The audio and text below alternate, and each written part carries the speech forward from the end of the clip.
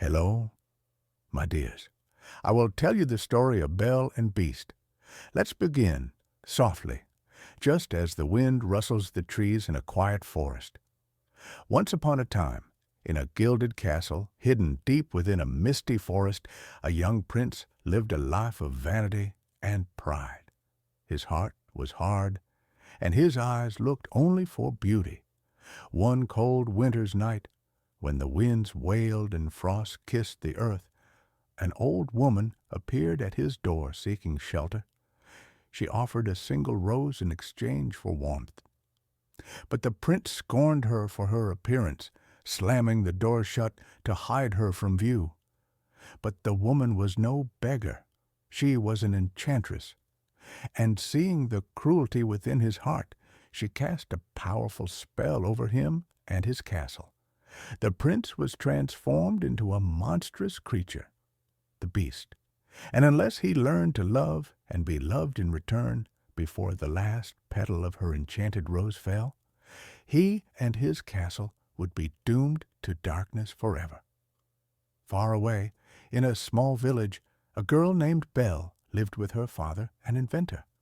Unlike those around her, Belle dreamed of stories and adventures far beyond the confines of her little town.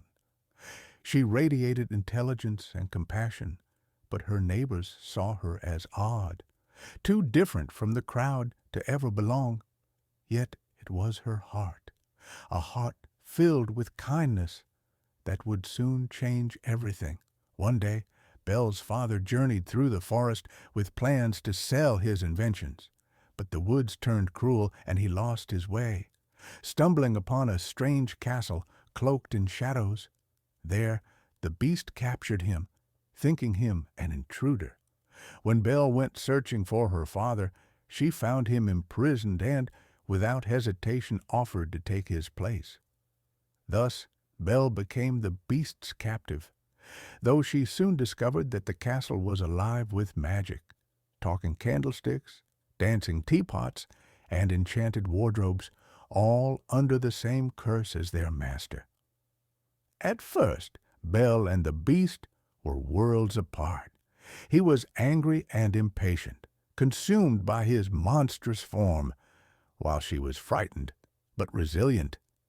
Yet, with time and patience, their walls began to crumble. Belle's curiosity softened the beast, and the beast's hidden kindness began to shine. They read books under the flicker of candlelight, shared moments of laughter, and even danced beneath the sparkling chandeliers of the grand hall. Slowly, Belle saw beyond the beast's exterior to the soul that carried both sorrow and hope. But as their bond grew, danger loomed. Gaston, a vain hunter from Belle's village, became consumed by jealousy, determined to kill the beast and claim Belle for himself. With an angry mob at his back, he stormed the castle, shattering the fragile peace that Belle and the beast had built. In the final moments of the battle, Gaston fell, but the beast lay gravely wounded. Belle, cradling his broken body, whispered those three fateful words, "I love you." As her tears fell to the stone floor, the last petal of the enchanted rose drifted into the air. Suddenly, light erupted like a burst of stars. The beast was lifted into the brilliance, his monstrous form dissolving in the glow of magic. When the light faded, he stood before her, the prince restored. And yet, what Belle loved most wasn't the prince's noble face, but the kindness and strength she had seen within him all along. The curse was broken. The castle and its magical inhabitants were restored to their human forms, and the world seemed bright once more. Belle and the prince stepped hand in hand into the sunlight, their love proving that true beauty lives not in appearances, but in the heart.